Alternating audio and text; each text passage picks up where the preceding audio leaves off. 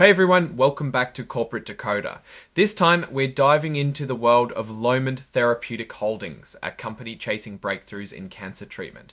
Buckle up because with a name like that, you know we're about to dissect a report loaded with financial tables and future promises. Lomond is focused on new treatments for blood cancers, especially AML, a really tough type of leukemia. Their main plan is to develop targeted therapies that fight drug resistance, mutations that can stop current cancer treatments from working. The company's got a few projects cooking. First is Lomond, aiming to tackle AML and MDS, currently in phase 1b clinical trials, with initial data expected by the second quarter of 2025.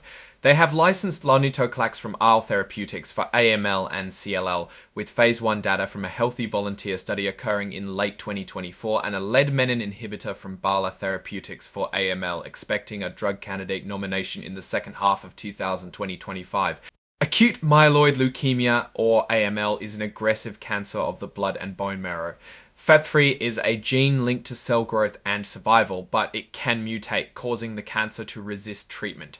That's where the company's drug candidate comes in. Lomond is designed to go after all the major known resistance mutations of FAT3 while hitting another important escape pathway called IRK4. The company thinks that if this candidate can inhibit both main resistance mutations and escape pathways, it can stop new mutations from happening. They've done a phase 1 study where they tested the drug candidate on healthy volunteers, the first step in human trials. The company has now advanced to phase 1b trials in Australia and in the United States. They are testing the drug on previously treated patients with FTT3 positive AML, meaning the cancer cells have a specific mutation on the FAT gene. In October 2024, the company got exclusive rights to two more drug products from Lomond and Lomond Therapeutics. The first, Lomond, a BCL2 inhibitor for AML and CLL, and the second, a menin inhibitor also for AML and CLL. Lomond is designed to be a more selective BCL2 inhibitor, potentially reducing the severe toxicities seen with current drugs. A phase 1 trial has already been cleared by the FDA to examine the effect of Lomond in CLL patients, anticipated to start in early 2025. Menin inhibitors are designed to treat AML with specific genetic rearrangements. This candidate is designed to have a favorable safety profile with hopes of selecting a candidate for Clinical 5. Currently, the company's competitors include Novartis, Astellas, Daiichi Sankyo, and several other biopharmaceutical companies, each of which has drugs and candidate aimed at fighting leukemia.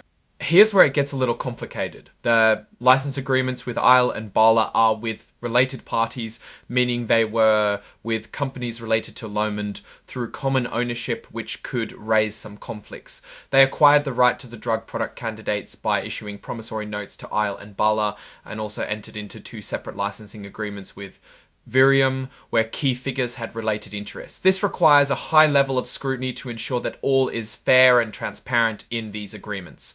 Like many small biotechs, the company mentions it will need more funds in the future to complete the development of its drugs, but raising capital might cause stock dilution, meaning current shareholders' ownership stake gets smaller. Let's see what the company's financials have to say. Diving right in 2024, research and development expenses reached about $14.3 million, a significant jump from $9.7 million the previous year. This almost 50% increase was primarily due to clinical study expenses. Looking at the general and administrative side, costs surged to $1.9 million, a whopping increase compared to just $20,000 the previous year, but due to the nuances of mergers, this number is not very relevant. Ultimately, the net loss for the year ended up being $17.20 in 2023. It was $9.9 million. Now let's examine the asset situation. Cash and cash equivalents are robust at $28.44 million in late 2024 compared to $800,000 the year before. Total liabilities were roughly $5.5 million. That included nearly $3 million in notes payable to related parties. In contrast, equity attributable to stockholders was $23.8 million.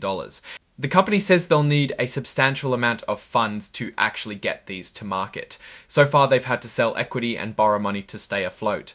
There's also a key financial warning. The company admits it has identified material weaknesses in its accounting. That means there's a real risk mistakes could slip into their financial reports. They are working to fix it, but there's no guarantee it will work. On the bright side, there were no material changes in their internal controls during the last quarter of 2024. The company does not have a policy for cybersecurity risk management. Okay, maybe there is a little bit of processes implemented, but nothing major that will protect company information, employee data, and prevent security breaches. That could be a major source of failure. On a seemingly routine note, the filing mentions 2 new licensing agreements with Viriom, a company linked to 2 of Lomond's key leaders. It's a small world of blood cancer treatments, apparently. But in any case, these type of related party transactions should be looked at with extra care.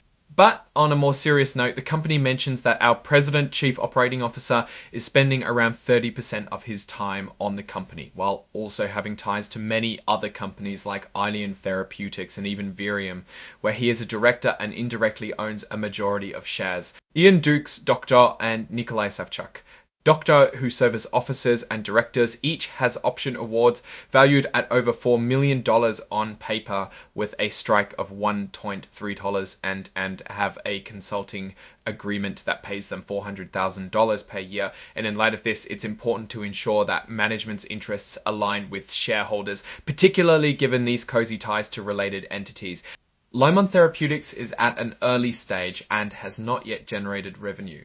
It faces significant competition and the possibility of its product candidates failing to receive regulatory approval. The company's success depends on its lead candidates, Lomotinib and Lonitolclax, but there is no assurance that they will advance through clinical development. So what's the verdict on Lomond Therapeutics? A company with a well-defined strategy of developing novel therapies to treat blood cancers and experienced leadership. However, it needs further financial capital. Also, the related party transactions and revenue last years to come make it very risky. Ultra make it very risky. I remember, this isn't investment advice, but just my simplified take.